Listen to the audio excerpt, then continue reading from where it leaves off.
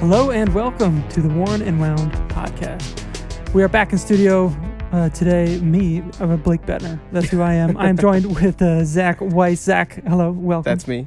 That's that guy sitting there.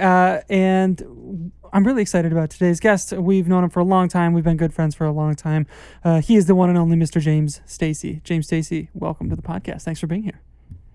Hey fellas, it's a real treat as always. To see both of you. It's been a while since we were face to face, but I guess I'll take this if this is what I can get. You guys are both looking well. Things are good in your neck of the woods. Yeah, excellent. We've we were just saying the heat has broke here a little bit. We're both getting out into the park a lot more, which is nice, and not feeling like we're on the verge of death all the time. So sure. You don't have to get up so early to try and beat the heat. Yeah, I still did this morning for some reason. I don't know. I'm just in that habit now. But what about you? How's the weather where you are? How's your Jeep? What's the story? Yeah, weather's starting to cool off here in Toronto. We're still getting a hot day here or there, but it's we're in the 70s today. It's easy. Yeah. The Jeep's good. Just redid the speakers out of I don't know. I wouldn't call it boredom, more of like a stress event. Sure. Just needed to do something with my hands and kind of missed playing with soldering irons and stuff like that. So yeah. Is this a project vehicle you have? I'm unaware of this Jeep. No, this is I guess you'd call it my daily. I don't really drive quite that often, but no, it's just a 10-year-old Jeep that I've got that has. The speakers were felt every day of that 10 years. So they, I was pretty much down to just being able to listen to like NPR, CBC here in Canada. Any music, it would hit a frequency that sounded like the speakers were just being pushed into a pool. Yeah. Just hopefully listening to them from there. So yeah, that's about all. With the Jeep's fine. It's still going. It's still drinking oil like it's a free commodity. So sure. No, it's always fun to hear updates. Every now and then on the Great NATO when you let us know how the Jeep is doing there. So James, let's do a little bit of a wrist check, I guess. Zach Weiss, let's start with you. What are you wearing over there? Okay, well, I'm wearing a watch that just came in, but it was perfect timing because it is a Canadian brand. Okay. And you're a Canadian. Last I checked, and you're in Toronto. You already said we've established this. So I am well Canadian. Well, okay. So this is the Arcus Tropos mono pusher chronograph.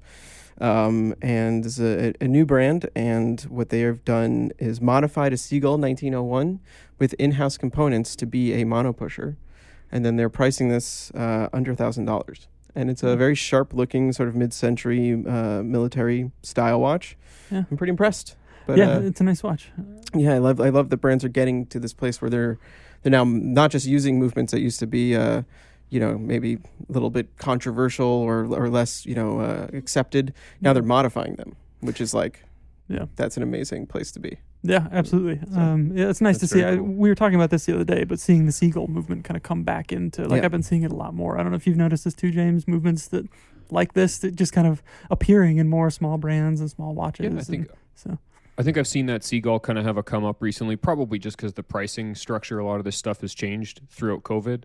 Mm-hmm. So I think a lot of brands are looking for solutions that are a little bit more economical to protect some attempt at a bottom line, the ability to make another watch sometime in the future, that sort of thing. Yeah. But we're seeing more and more with the VK series stuff, the Mecha Quartz, and I think it's all a plus. And let's say the Seagull one, at least anecdotally, was known to be a little bit on the wabi-sabi side of higher quality. But more time in the field means that those wrinkles are going to get ironed out. A lot of these things don't start amazing, and they need time for refinement. So I'm for it. I think that's cool. Yeah. And to see it in a mono pusher execution, that's exciting, and a Canadian brand also exciting. So good pick. Yeah. I know you're not a huge chronograph guy, but we'll get into that a little bit. I'm learning. I'm giving stuff a chance these days. There you go. I'm wearing the Seiko SNJ. I think this is the 031 Safarni. So this is the kind of like darker green, almost like a sage case with on an old dirty gray NATO. Because that's the way. So I dig it. That's cool. Yeah, so it works perfectly, and it's it's one of those watches that maybe you don't wear it every now or very often, but whenever you pull it out of the box, it's kind of like hard to take off because it's so much fun to wear for a weekend or so. Those Arnie's are sick for sure. Yeah. What about you, James? What are you wearing? I'm also went with a Canadian brand today. I've been wearing it for the last couple days. My Halios Universa with the pastel dial, which I like quite a bit. You know, it's not too big. It wears really well. Plus, just for general comfort, it's got the micro adjust, the push button micro adjust, and the clasp. Yeah. You know, I'm never too far away from a pastel dial. Always been a fave. Yeah. And at 38 millimeters, it just wears really nicely. It's got great lume, so it kind of covers the bases really well. If you like a good at home, no questions asked, just kind of pick it up, keep it wound. Yeah. But I've been getting a lot of time with that, and with a handful of stuff. I mean, you guys know how it is. It's lots of new watches coming out these days. Yeah, boy, almost a concerning flow. amount of watches is tough. Yeah, and you've been around as long or longer than we have. So obviously this year is our 10th anniversary, and we've been kind of in a contemplative mood and looking back at how things have changed over the past 10 years. And you've seen a lot of that yourself, James. Maybe you could give our listeners who maybe are less familiar with you, maybe like a bit of background on like who you are and what you're up to these days. Yeah, sure. So these days I hold a senior writer position with Hodinkee. But before that, I was with a blog to watch. Before that, watchreport.com. So for when I got my start, that was before the Worn and Wounds and the Hodinkees and such were out there. There was only a few watch blogs. There's obviously the forums around. Time Zone was probably the biggest at the time. Watch You Seek was still on the come up. I just kind of... I had a Columbia Field watch and it stopped working, and I went to the store and they put a new battery in it. And while I was waiting for the battery, I was looking at other stuff in the case and was like, I actually got this is kind of interesting. And then I was like, oh, some of it doesn't even use a battery. And that was like the kinetic stuff didn't technically use as a capacitor, not a battery. And then the people at the store were like, oh, you buy ones that are just like mechanical, like old watches. And I was like, I don't even know what that means. Like at a certain point I was in university, like I have I didn't grow up in a family that like loved watches or really cared about that kind of stuff. But I went from there, went home and just started Googling about watches. There wasn't a ton out there, but I found the 2 or 3 blogs that were, including Watch Report, and just read. This is back in the day when you could read everything a blog had published, even if they had been around for a while, because people weren't doing 8 posts a day or 3 posts a day. They were doing 2 or 3 a week, maybe. A lot of this was hobbyist. So maybe it was once a week or less. And I remember I think I got like to the end of Watch Report. I was like, well, I guess we did it. You know, that's everything about watches now. Yeah, exactly. And I mean, at that point, if you just like, even if you went through any site today and just read all of their posts, you would only get a slice of watches, because it's usually news based, right? News or reviews, which is very perspective challenged at times. And so I was finishing university. I didn't really have much to do. And then one day they posted on Watch Report that they were looking for submissions. So I picked a couple of brands that I liked, and I wrote kind of these, little brand bios, and sent them in. And they said, yeah, you're good enough to at least start, and we'll oversee. And went through that, and I was with Watch Report for years. It traded hands a few times. I finally didn't really align with one of the owners who was more of an SEO buy than a guy that liked watches. So not a good fit for me. And I'm also probably at that time wouldn't have been a great option to run a website, which is what I was kind of doing, was taking care of the whole site. And I just wanted to kind of experience watches and take pictures of them and that kind of thing. So from there I went to a blog to watch. I was with a blog to watch for years. I learned, it'll take me another decade to even realize how much I learned from that time. It was just, it was my first time doing press trips, my first time doing trade shows, my first time kind of being left like, you should know how to do this, so do it, and then come back with the loosely finished thing and we'll massage it. So it's a more professional atmosphere because you're working with people whose livings were tied into this and that kind of stuff. So, remain hugely grateful for the opportunities I got from a blog to watch. And then just a few years back in 2017, I wanted to make it kind of my full time. I didn't want to have a day job anymore. I'd been working in Canada's cable industry for some time and had hit every possible dead end that a person could hit. And so it was time for a change. And this was arguably the only thing that I was good at in my life, was taking pictures of watches and talking about watches a bit. And so I made the leap to Hodinkee. They were looking for full time. They had full time options. So we went that route, and I worked with Steven for several years, and that basically brings us up to here. And I mean, Hodinkie's changed, several times over in terms of scope and size and that sort of thing. But the edit crew is still there, and we're still pumping out work and podcasts and all that kind of stuff. Yeah, no, that's fantastic. And it's worth noting that this was a blog to read back then. True. I think when I started was right around the time they would have made that swap. Yeah, I remember that. I think that's when you and I first met. Yeah, when you were there. Remember those early days with like Watch Report? Like I definitely was reading James Stacey on Watch Report in 2011 when we were kicking off Worn and Wound. Yeah, it's interesting to kind of just follow your career as you've gone to these various places, and we've obviously, I guess we didn't know each other back then. I think we met at a Basel at some point. Yeah, several I think years so. ago, and then, probably that first one. Yeah, or the first one. The first one I was at. It had been around for 100 years by that point. Yeah. I'm trying. It's probably my like second or third at most at that point. But yeah. So you've also written about things other than watches, the car world. I know that that was kind of what initially bonded us when we first met on a press trip. Yeah, for sure. Somewhere or other, and we would end up just talking about cars. I think most of the time. Is that something that you still have an interest in? Obviously, are you still writing about them in any context?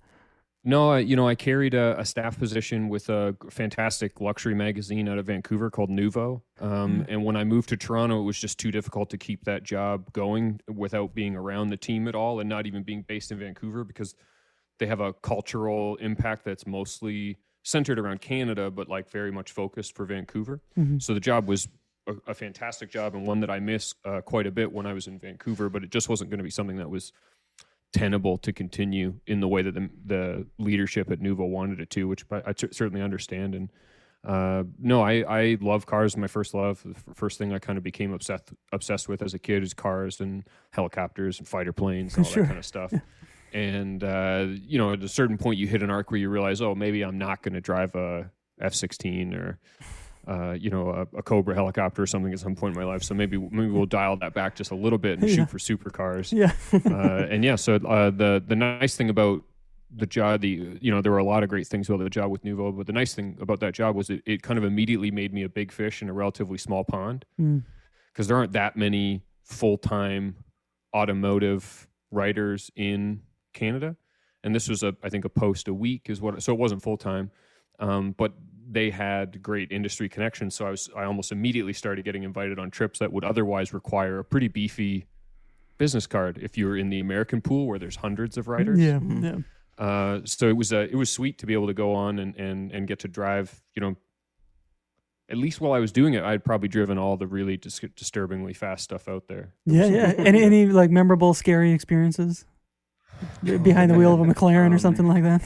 Like I'm gonna pump this probably thing? Yeah, a couple times on the track I learned just how quickly my limits can be made obvious when you're not worried about traffic or anything else, and all of the little stop gaps that might make me an okay street driver make me a pretty incompetent track driver. Sure. Both a certain sense of like, oh, I'm about to die, but also this is somebody else's $250,000 car, so if I crash it, I better die. So that it's not my problem. But yeah, all that kind of stuff. And then the other thing I found humbling was just any time that I had a chance to work with a professional driver. It's just so humbling to learn, like, oh, I literally have just enough capacity at this task to not hurt myself on a public road. And as soon as that math changes, it's very quickly it was clear I wasn't ever going to become a gentleman driver in my 40s or something like that. No, it's they're another breed, a species of people absolutely. that can do that really competently.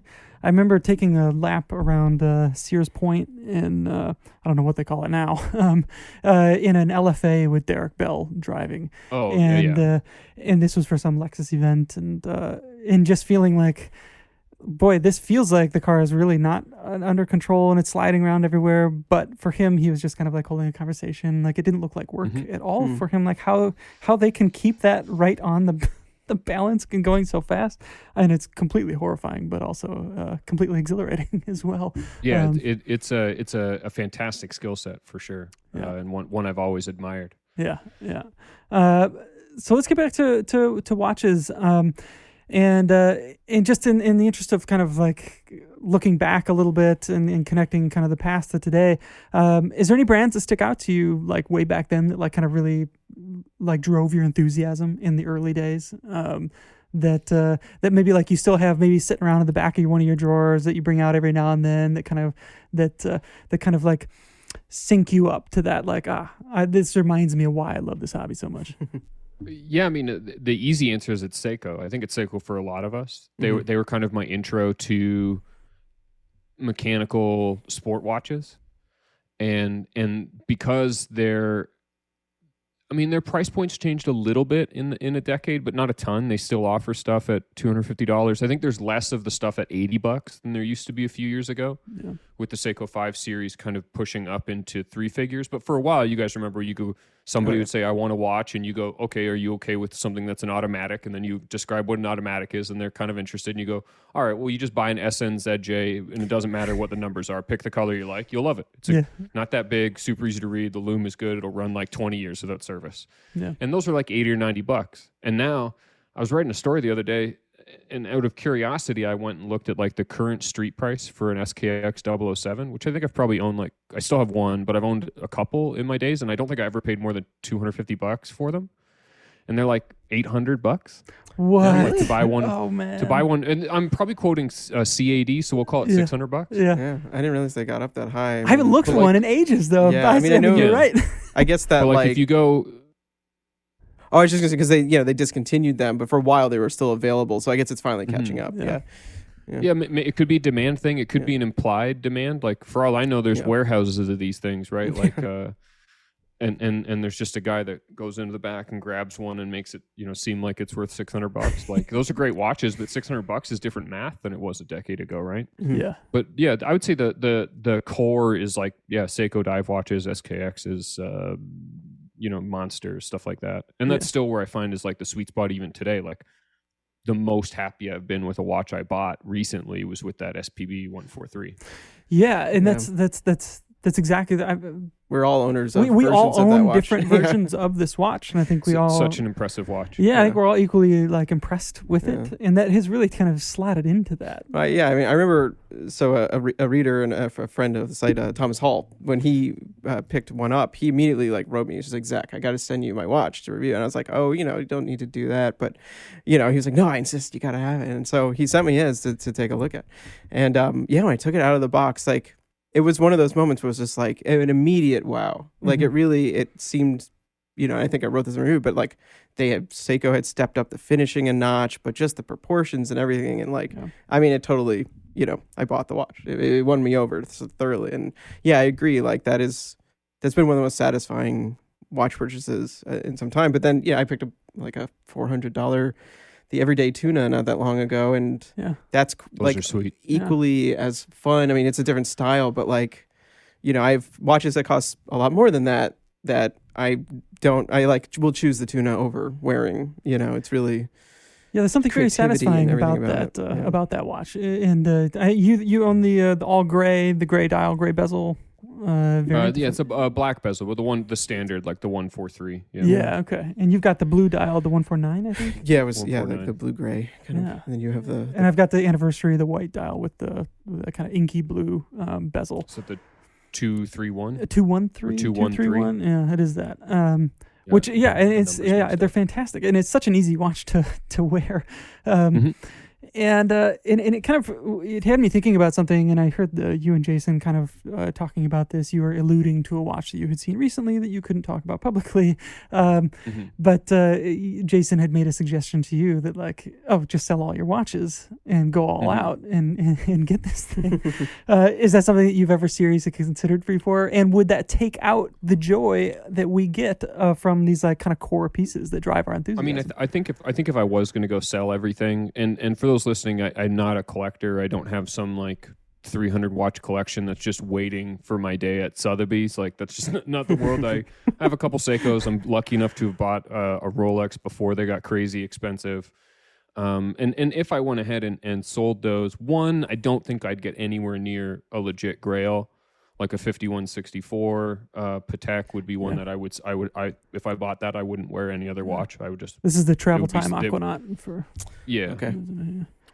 Just a, Thank you. if I get one of those on a green rubber, I think that would be like an end game for me. I would just know that I would look at any other watch I own and go, but like, why wouldn't I wear the 5164? Yeah. It's just I think that movement is kind of wild. I love the way it looks. I love that you can have it on a rubber strap, but it's still this like thin, wearable Patek Philippe.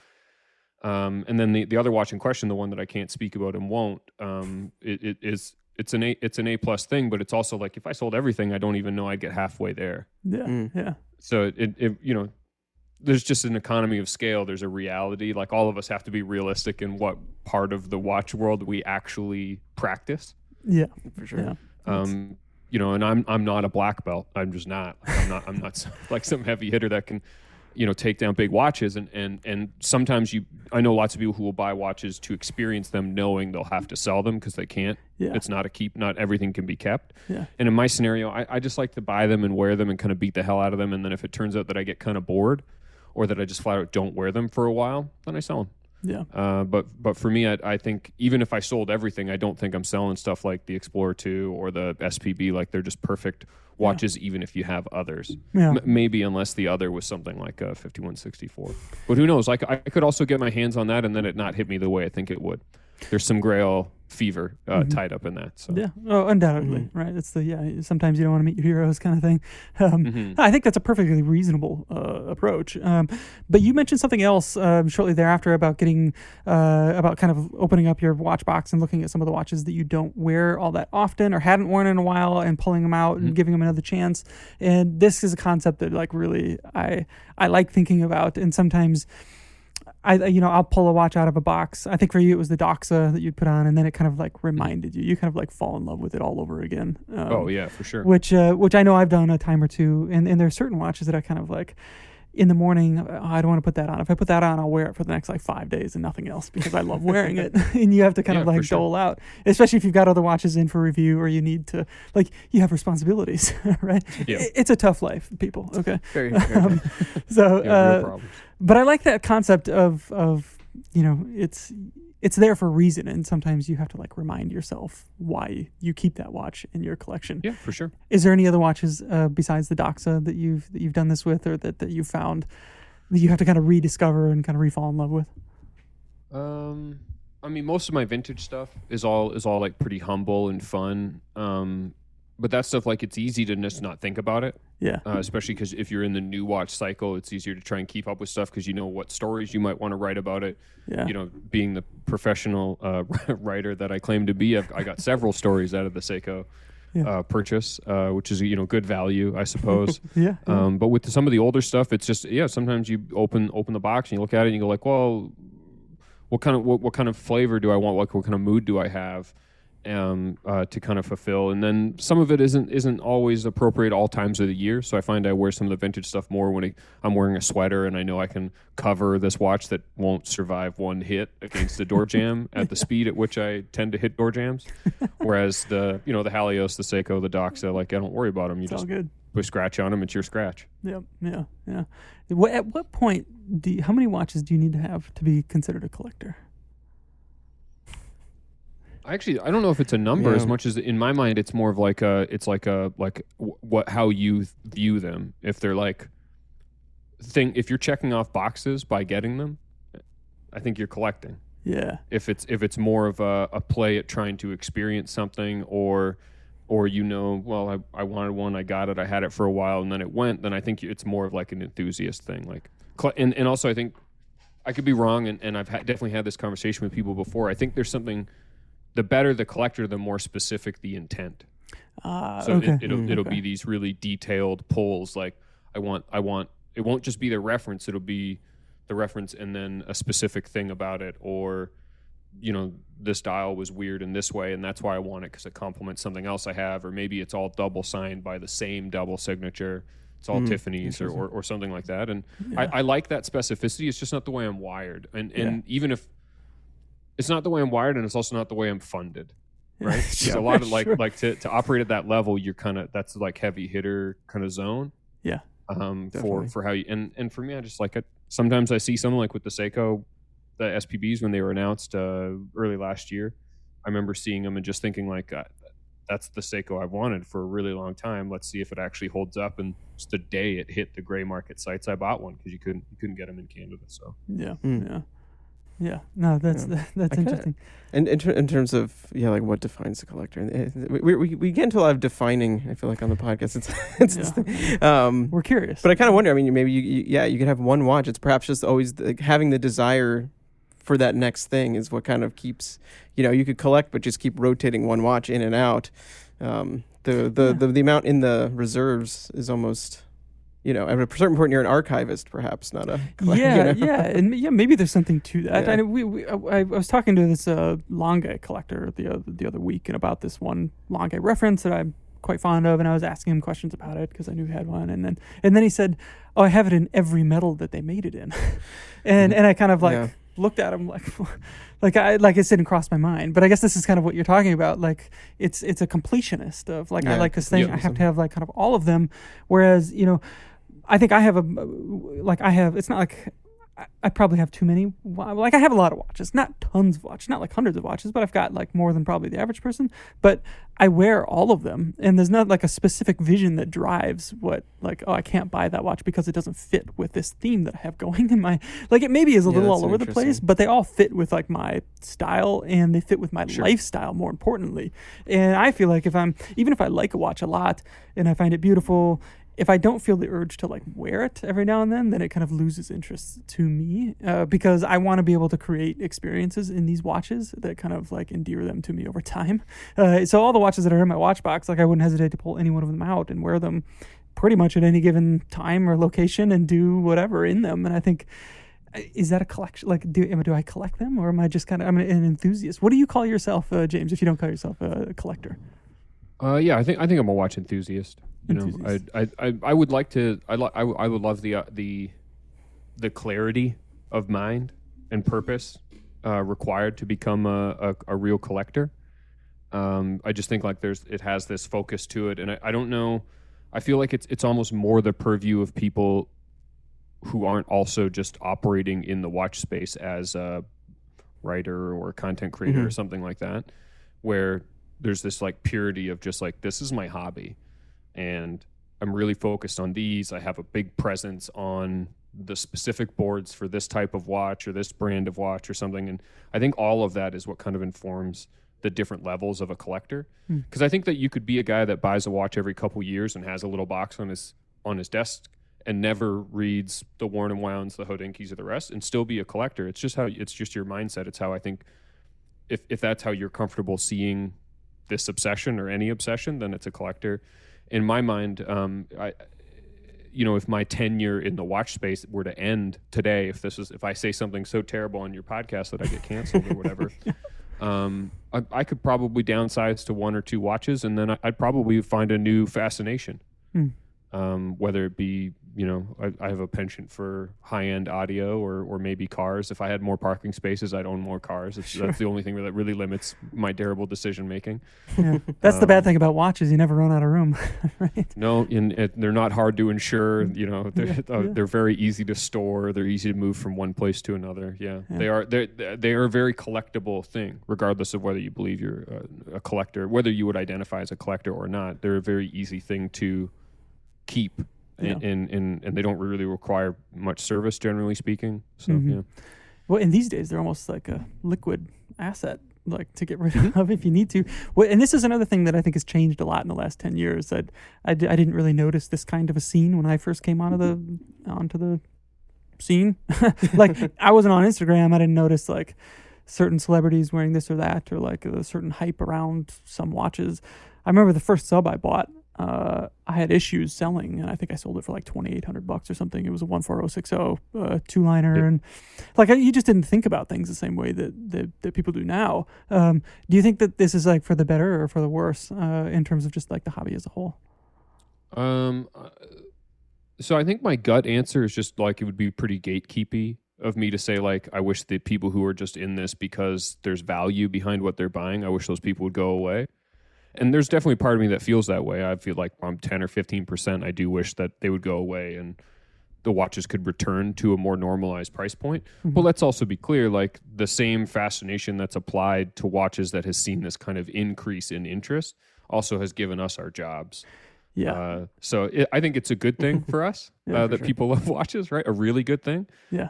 I do lament, not buying the 14060s when they were $2,800, or, I personally remember turning down a really gorgeous Sea Dweller for about $3,000 Canadian back in the day. That's a tough one. And that's a watch that I genuinely love. I'm not like the hottest on Rolex divers, but I love the no Cyclops look. It's just kind of a fun thing. The connection to like the more modern extrapolation of scuba diving into technical diving and military diving and that sort of thing is all tied up into that watch, which is fun. Yeah. But yeah, I think it's not inevitable, and I don't think it's going to last forever. But they're definitely kind of a hot item these days, and I think the heat will last maybe longer than some people predicted, simply because as people our age and maybe on the younger side of people who are in their 20s now realize that there's a lot of things in the world that have gotten too expensive to own. Houses in a lot of great cities, cars are very expensive, all these sorts of things. And I think you can still get into watches for a few $100s as a really kind of wholesome, simple hobby that's full of really great enthusiasm. Like the forums are still incredible. I don't post as much as I used to, but I still read almost anything that shows up on Watch You Seek Seiko forum. Yeah. Those guys are maniacs, but like in the best possible way, because they come to something purely because they love it. And if the outcome of people loving something that much is that the price goes up, then I guess in some ways watches are just following art. Yeah. Right? Yeah. It's just getting more expensive because the world is such a place that more people can learn about what makes a piece of art or an artist's work more special. Yeah. And once we start to understand that about watches, you start to see these little, like Rolex is always this big kind of peak in how you look at stuff, but there's all these other little pockets that are always kind of shifting, and I find that part fascinating. 2-3 years ago, you want to buy a tank, you want to buy anything from Cartier. Not that big a deal. Now, that's a pretty hot brand to try and put your money on. You want to do that at auction, you're going to be paying big money. Yeah. Right? And like, so as tastes are kind of evolving, you see these little pockets kind of shift, and I find that stuff fascinating. Yeah. I don't understand the money that people are spending on watches. It has to be considered an asset class for, a certain group of people. But I think all of it helps us. in the watch fascination machine. Yeah. Yeah. No, I think that's totally fair point of view. And every time I kind of bemoan something or other, I always kind of think to myself, like a lot of the people that are kind of brought into this because they saw an AP there, a Patek, there, it's like there's a certain percentage of them that are going to filter in and like really take this on and like become real enthusiasts that are posting on the Seiko forums every day and all that kind of stuff. And it's just kind of growing, like they're going to filter down to this level eventually, and it's going to grow the hobby. And I think it's important that you mentioned, this is a hobby that you can still get into and enjoy for not much money. Absolutely. If you want to. Yep. And I think it's important that people know that and understand that. And I know it's something that kind of drives us at Worn and Wound, just like it drives people like you. And so, I think, at the end of the day, as much as it might kind of like ruffle a few feathers on our end, I think it is netting us it will net us eventually more people that are like us, continuing in the hobby. Yeah, and I think there's also a certain point where the hobby side of it transitions into something that's more widely known as appreciation of something that existed. Like it's not, you could say your hobby's collecting mid-century furniture, but among the right group of people, that's just like saying you collect fine art, right? Yeah. Like these are things that are understood, traded commodities with like perceived value, understood value. It's insurable. Like there's a whole world around that kind of stuff. And as watches kind of moved out of the pre-internet world into the forums, and then from the forums into more standardized classes of media, whether it be blogs or even coverage on huge newspapers, magazines, stuff like that as topics. Yeah. I think that it makes these stages of legitimacy more relevant, and it brings and I don't think that you see the $400,000 box and paper sealed Nautilus without all of those things coming before it. Yeah. Mm-hmm. So I don't think it's hard to look at the really extreme value of maybe this sliver of watches, steel Rolexes, most Pateks, almost anything that Genta designed, that sort of stuff. It's difficult to see that in a vacuum because I think it's the like most obvious, like the flare point of a much larger thing that's happening in watch enthusiasm. And on the bright side, and I mentioned this when we had Ben on a few weeks ago, and we discussed something similar, and I mentioned how the other side of that is that for every person that has the money that can't get a Rolex at an AD, like they are going around and discovering all kinds of new things that are equally awesome and new, and like the Grand Seikos of the world. And I think there's a lot of other brands like getting some due exposure now because of this, because people still want awesome watches and they're enthusiastic about them, and that's a good thing. The availability problem is a different thing, a whole different conversation, I think. And it's something that I much more willing to. At this point, I can't believe it's just something that we've all agreed upon. Because a few years ago, it was kind of like, oh, this is how Rolex operates. It can be, you might have to wait a little while to buy something, but now you just talk to people and they go like, oh, I'm just never going to own a Rolex. And it has nothing to do with money. Which I find to be like a problematic outlook if I was running the company. I'm not saying it hurts to make your product hard to buy at all. Ferrari's been doing this for lots of brands have been doing this for a long time, right? That's not new in the luxury space, not new in the watch space. But it's weird where it's so hard to buy that you make like anti-fans, especially out of enthusiasts, because the normal person who's not part of the watch world, if you just told them like you can't walk into a store and buy a Rolex, they go like, wow, that seems crazy, and then they just go on with their life. It has no effect on their path. But if you're like, if this is your kind of bread and butter of your mental enthusiasm throughout the day is reading and learning about watches and stuff, at some point in your life, you probably want to buy a watch from some of these really great brands that are just getting harder and harder to buy. And I think in some ways, they're just sending a whole generation of watch enthusiasts to brands that are commercially available. And I think in 20 years, when interest level change and maybe watches aren't as popular, it's going to be hard for these brands to suddenly have product to sell. Because they're not set. They don't have an endless wait list on every single model, right? And there's going to be a lot of guys there's going to be a lot of people who go back and say, well, I remember 2018 when I wanted a sub for my wedding and I ended up with my Speedy, and guess what? I'm still wearing that Speedy. I'm an Omega guy for life. Like there is a bit of like a camp army mentality to some of this, especially if it's like your forming days in watches. And I just don't know. I'm not saying that I'm right and they're wrong. That'd be a ridiculous statement. I'm just saying I don't get it. What I've always liked about brands like Rolex and other ones is they seem to operate as though time moves a lot slower for them. And this is the same thing I like about Patagonia, the American clothing brand. Is they always said that their plan was to operate on a 100-year scale. So if we make the decision today, could we predict we'd make the same decision in 100 years? And I remember when I heard that from their then CEO, I thought, oh, that feels very Rolex-y to me. Like if Rolex made a decision today, are they kind of thinking like, can I make it in 100 years? And like in 100 years, if I sign up for a wait list now, am I getting the watch in 100 years? Like at a certain point, it's just kind of a wild thing. And you train your audience. You guys know this. You train your audience to behave in a certain way. And I think that brands do this too. And it's one thing to have a slowdown or times when it's hard to buy a product or a product that's so popular, there's no way you could beat demand. But when everybody, and again, whether this is true or not, but when everybody's general opinion is that demand is very high, but supply is artificially limited, that puts a bad taste in some people's mouths. Especially people who are linking their appreciation of this world with the ability to buy the thing that they've saved up for. Yeah, it's tough. And if you go into an AD and there's nothing there, but you take a walk down 47th Street and literally all the hot models are everywhere, and you can get the watch that you want. It's just going to be at that great market price. It's very odd to me, especially with something that is ultimately just so mass produced.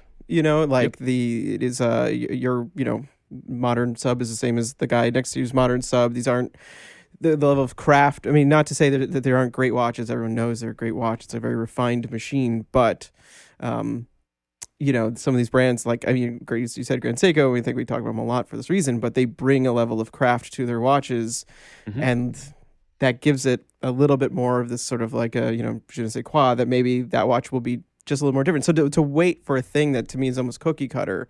And I mean, I've made it pretty clear I'm a very impatient person when it comes to waiting for things I spend a lot of money on. So like, if I'm gonna wait, it's got to have something special so that I know, in 5 years, it's not going to be just the same thing available again. I don't know. Like, it makes like what you're saying makes a lot of sense to me as a problem that's going to probably come to fruition or potentially come to fruition down the line when, everyone just got their satisfied by something else. Yeah. You know. I think the big thing is there's a lot of people there's a lot of layers in the chain between the watch that you buy at the retailer and the brand. Mm-hmm. And I don't know if all those layers are aligned in what they're telling customers is the reason that you can't get the watch. Yeah. Some stores are telling them it's because they didn't buy 3 watches that are covered in diamonds, then they would be allowed to buy the other one. And then people in the middle are saying that it's distribution issues or production issues. And then if in Rolex's case, Rolex doesn't really communicate directly to the customer or communicate strongly in any way. They're a very subtle sort of brand in the way that they operate.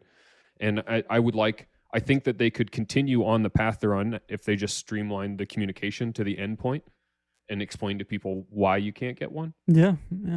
Because it's one thing to say that I can't go out and get an AP Royal Oak, because we all know that, AP is a small brand that only makes so many watches, and they're just not interested necessarily in making more simply because there's more demand. Mm-hmm. And you could say in some ways the scale is different, but the ethos maybe isn't. In my mind, the big problem is that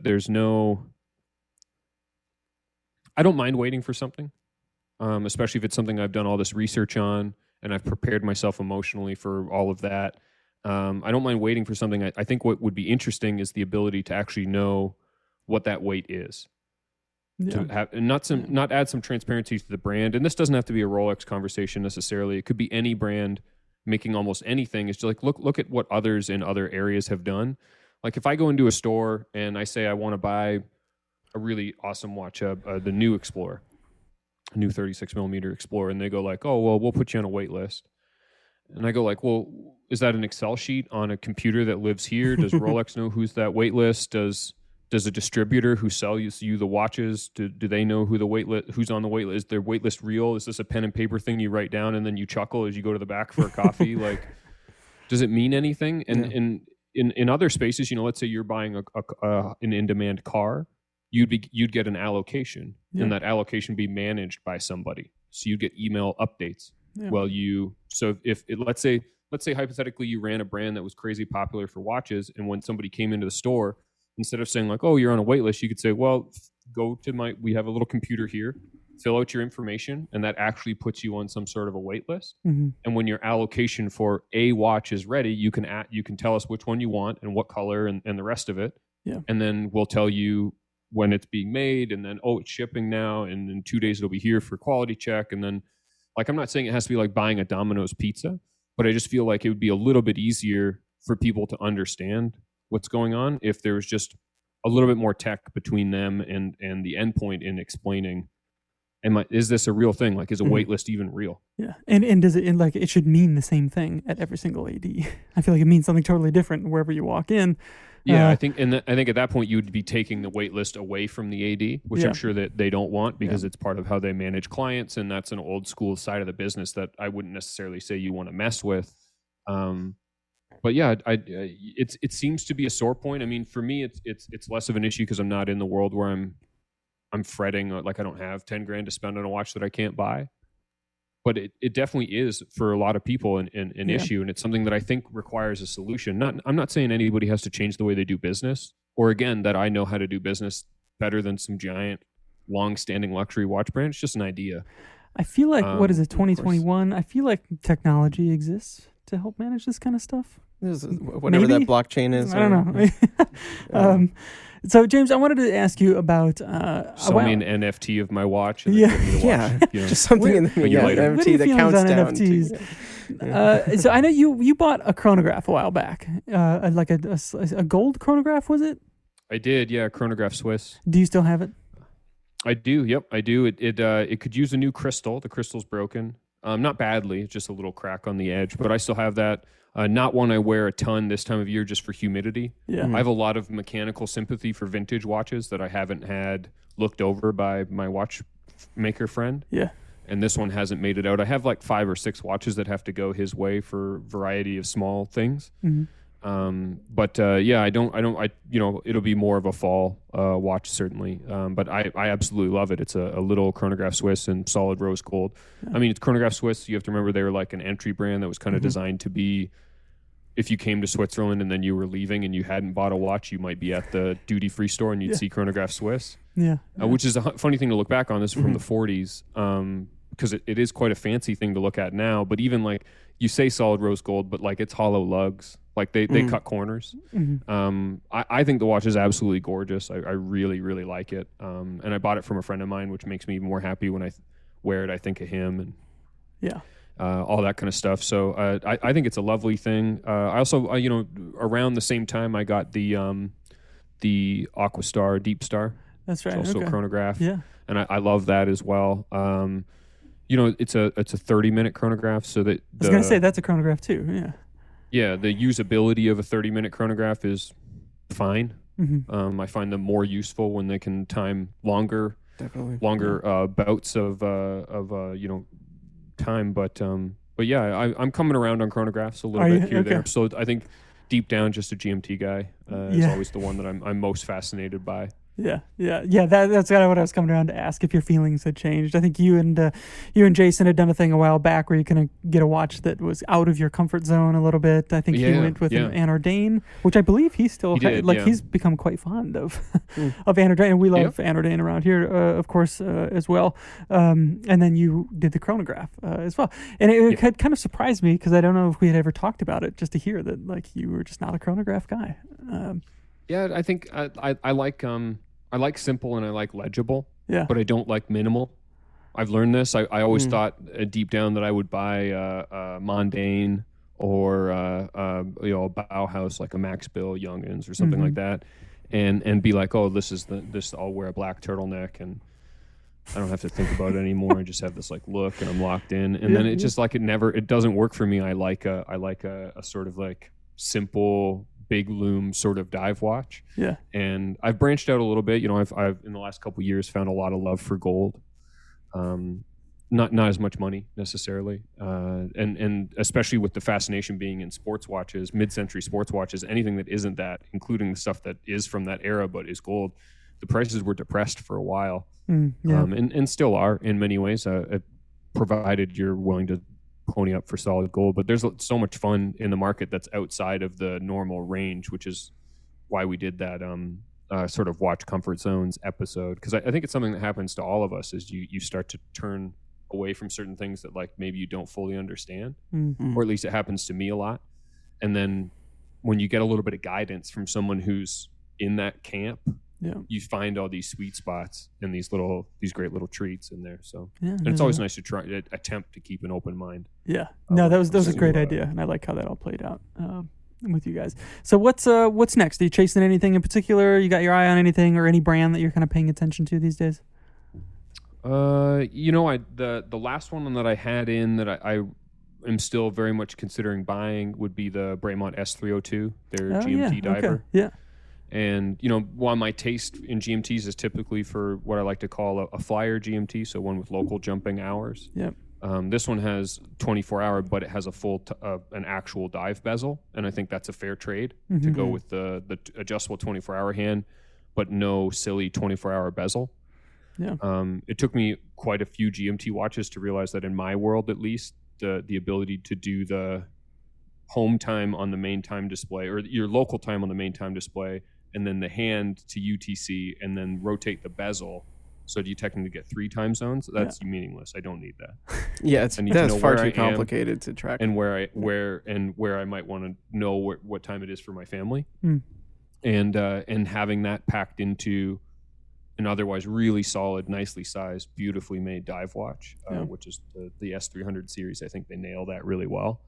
So that one's pretty high on the list. I'm trying to think of what else I've been looking at. I mean, I'm literally always on the fence of buying a Pelagos all the time.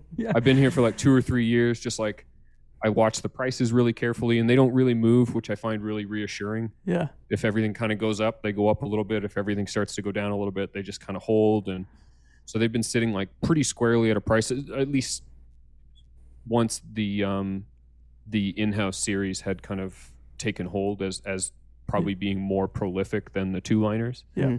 And I will definitely have one someday. And the only reason is, I just worry that I'll buy one and then the week later they'll announce a GMT, The GMT version or for a 39 millimeter one or something like that. Yeah, and we're- I'd be like, gotta do That's it the again. watch.